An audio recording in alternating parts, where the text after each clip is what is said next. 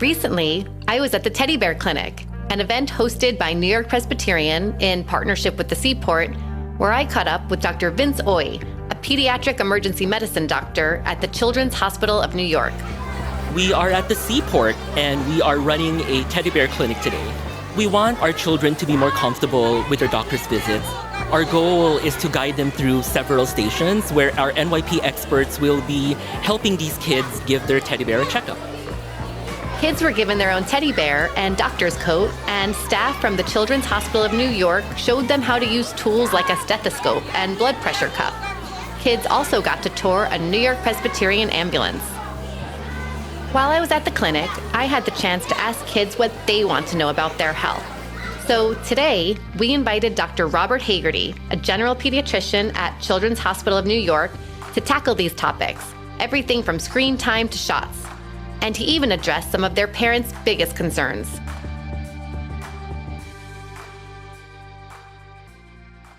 Hi, Dr. Hagerty. Thank you so much for being with us here today. Happy to be here. Thanks for having me. So you're a pediatrician, and I imagine you're pretty used to answering all kinds of questions from parents and kids. And I was recently at the Teddy Bear Clinic, hosted by New York-Presbyterian and the Children's Hospital of New York, and we met some kids there who had some questions for you. So here's one of their questions. I'm Peyton. I'm 4. Is it okay if I don't like healthy foods? Is it okay that Peyton doesn't like healthy foods? If Peyton were here with us right now, I'd probably say, Peyton, you're not alone. Many kids I talk to say they don't like some healthy foods. And I think it's pretty normal. And what I usually like to do is I sit down and we talk about what kind of foods they don't like, what kind of foods they do like. Sometimes you're like, okay, well, I'm never going to eat spinach. I just think it tastes the worst. But I like to eat broccoli, and I can tell all of the families and all of the kids, like, there's lots and lots of vegetables out there. See if you find one that you do like, and then it's okay if you don't like certain other ones. So for parents, let's give us a baseline to work from. What are healthy eating habits for kids? So first of all, for any parent, I say being picky, especially around 4, like 3, 4, is really common all the way through when you get a lot older. And so you just keep offering children the foods you're eating. But the biggest thing you can do to help your child not be a picky eater is eat healthy foods yourselves. You're the example that your kids are going to follow. Kids, as much as they have their own personalities, they are really learning almost everything from their parents. And parents who are eating healthy foods, that's the best possible thing you could do to get your kids to a place where they're eating lots of fruits and vegetables. People like to mix their healthy foods in with other things. Like you make a sauce for a pasta and you like chop up some vegetables and sort of mix it in with some marinara. Other things are like when you make a smoothie, if you put like some banana or some dates in there, it almost doesn't matter if you have kale and spinach and everything else in there. It will taste like bananas and dates, and little kids will drink it. It has lots of iron and it has lots of delicious, like healthy nutrients and antioxidants. So those are kind of fun, easy ways to add some things in. We also talked to Austin at the Teddy Bear Clinic. Let's hear from him on another common question. Hi, my name is Austin, and I'm 5 years old, and why do I need to sleep so much? Why do I need to sleep so much? It's a great question, Austin. Sleeping is how we grow. Sleeping is how we get smarter. Sleeping is how we can do well in school. Sleeping is part of how we can feel good about ourselves and some of the emotions that we have. We need to be able to sleep so we can handle being angry or we can handle being sad. And I think the impression that children, and I would say probably many parents I see, is that sleep doesn't have sort of an obvious function and we can lose track of how important it is. But for children, we want to maximize their ability to grow. A lot of our hormones, like growth hormone that cause the bones to grow in the body, are released at night while we're sleeping. A lot of the growth of our brain, emotional regulation, healthy eating, like all of those things become easier when you have a good night's sleep. So if it's one of the main things that I talk to families about, especially when they're young, I almost never see kids who are sleeping too much. A 4-year-old who's the parent's like, well, they just sleep so long. They'll sleep 12 hours at night, 13 hours. And and they take a nap too. And I'm like, beautiful. Continue to create that space for them to sleep. It is so valuable for them. Something I'm always struck when I hear advice for children is how much it seems like it can apply to adults. Like I think you said, when you sleep, you can handle being sad better. You can handle being mad better, which feels so accurate for an adult too. So how much sleep do kids actually need to be getting? Little babies, let them sleep as much as they can. And it's fine anywhere at 15, 16, 17 hours a day is all totally normal. When we get older into like the 2s and 3s, if I was thinking about it, it's probably still 12 or 13, 14 hours, somewhere in that zone would be totally normal. Certainly over 10 hours a day, definitely. And we usually continue to say get at least over 10 hours all the way up until you're about 13, 14, when you're hitting puberty. And then we say, okay, well, try to get at least 8 hours. So we've talked about how valuable sleep is. What are the best ways to encourage healthy sleep habits? I would say the biggest challenge that I think people face to their sleep today is screens. And a lot of people are in a place where they want to like watch TV or play games as they're falling asleep. They don't like the idea of laying in bed with nothing to do. And very true for children. Teenagers frequently, that's the time where they like call their friends or FaceTime and do, and those connections are important too. So I don't want to minimize what they're doing with that time.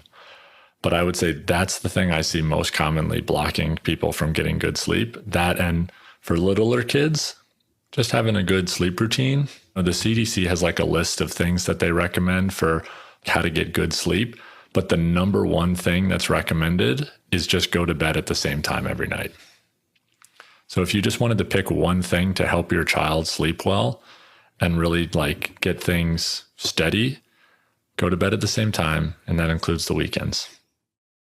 So you talked about screen time. We actually got a question about that from a kid at the teddy bear clinic too. My name is Leo, and my question is it true that screen time is not good for your brain? So what would you say to parents and kids who are wondering about screen time and how much is appropriate? If your child's under 2 years old, try to avoid all screen time. And then I'll say after 2 years old, less than 2 hours a day. I just want to acknowledge, first of all, that for a lot of little children and parents who have limited resources, using screens as a way to keep their child distracted so that they can take care of themselves, take care of the home, do things that help take care of the child. Screens become part of their caregiving.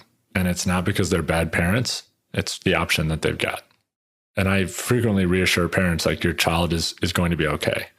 Let's talk about like the real reason screens are problematic.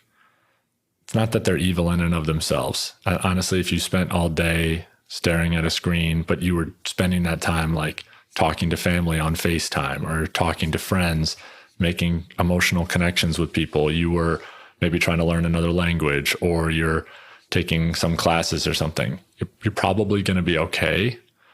There's a sense of, if you're just watching sort of addictive, dopamine-inducing things, that can create some real challenges. But then there's also the fact that we are facing like a real health epidemic in our country of obesity. And a big part of that is not moving, not exercising. And so screens are also going to be something that typically keep you from moving your body around.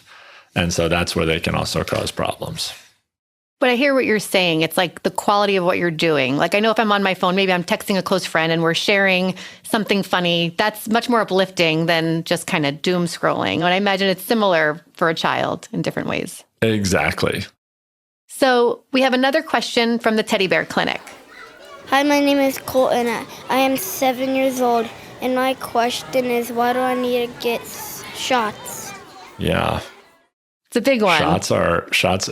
Yeah. And they're the scariest part of going into the pediatrician. For little kids, I mostly just say, like, this is how we protect you from getting sick. Your body has the tools to, if it can see some of the stuff that's coming, if it can see a little bit of the future, it's better prepared to keep you safe. And we're just trying to give your body some of the tools to keep you safe. So in that vein, I know maybe some parents feel like it's too early to be giving babies vaccines as newborns and at 2 months old. Can you lay out why vaccination schedules are structured this way? When they build these vaccination schedules, their goal is to protect everybody as best as we can. So what we've learned is there's certain diseases that cause tons of trouble, and we found ways to create vaccines that really have no risk. And we've been doing that for many, many years all over the world. And we found that these vaccines are very safe. I always recommend the normal schedule for everybody, because why wouldn't you want to do the thing that has been done to the most people without problems? As soon as you start changing things up, it's like, we don't know exactly what's going to happen. If you do the thing that everybody's been doing for a really long time and not having problems, it's better. That's how I'd handle with my own child. But so for the hepatitis B vaccine, and we give it to a baby like as soon as they're born. If you vaccinate a baby when they're born, they're much less likely to get hepatitis B, which they'll have to have for their entire life. And the drawback is we have to poke them with a needle, and they'll probably cry for a little bit. That's not a big enough drawback to make us not want to protect them. So this kind of early protection is really important. In some ways, every time you get vaccines, you're walking into an opportunity to send like a deep message to like the psyche of your child that they're safe with you. I will protect you and take care of you. I'm honestly so touched hearing you say that. What an opportunity to just be there for your child and help make them stronger. So speaking of all these appointments, some kids really don't like going to the doctor and will cry when they know they have to go. Do you have any advice to make it less intimidating? I'll just say, I think it's similar to what we talked about with the vaccines. If you can, as a parent, see it as an opportunity to work with your child on emotional regulation and see if you can, when they're very afraid, see if you can come very calmly to them and kind of hold their emotions for them a little bit in these hard moments and say like, hey, I know you're afraid. I know this is like a scary thing. It's really important and we have to go. And, you know, as they navigate through difficult things, that's like part of how they learn that things will be okay. That's how they learn to like self-soothe by your example. And I continue to be struck for how this is good advice for adults too. I'm like, I got to work on my emotional regulation. You're right. I mean, adults are just big children. Yeah. So what's the best way for parents to protect themselves and their families from colds, the flu, COVID, and neurovirus? I mean, there's so much out there. It's hard. We're in New York City where you just see a lot of people. When we were in the middle of COVID and people were wearing masks all the time, the rates of like all of these diseases went way down. If you want to wear masks, you can. Certainly if you're sick, it's helpful to wear a mask so you don't give it to other people. Washing your hands is huge, especially if you have one of these like GI bugs that's been going around where there's a lot of like diarrhea, things like that, like wash your hands a lot. And then I highly recommend getting all of the regular vaccines. It also helps if you get them yourself.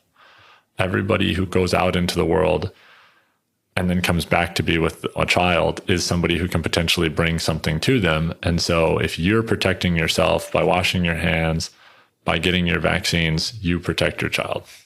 Dr. Hagerty, thank you so much for joining us today. And thank you for answering all those great questions from the Teddy Bear Clinic. This was so helpful. Thank you for all this great information. Thanks for having me.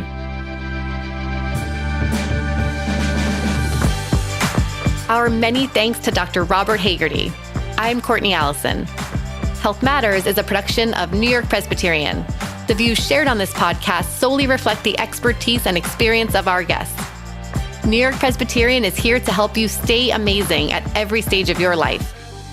To get the latest episodes of Health Matters, be sure to follow and subscribe on Apple Podcasts, Spotify, or wherever you get podcasts.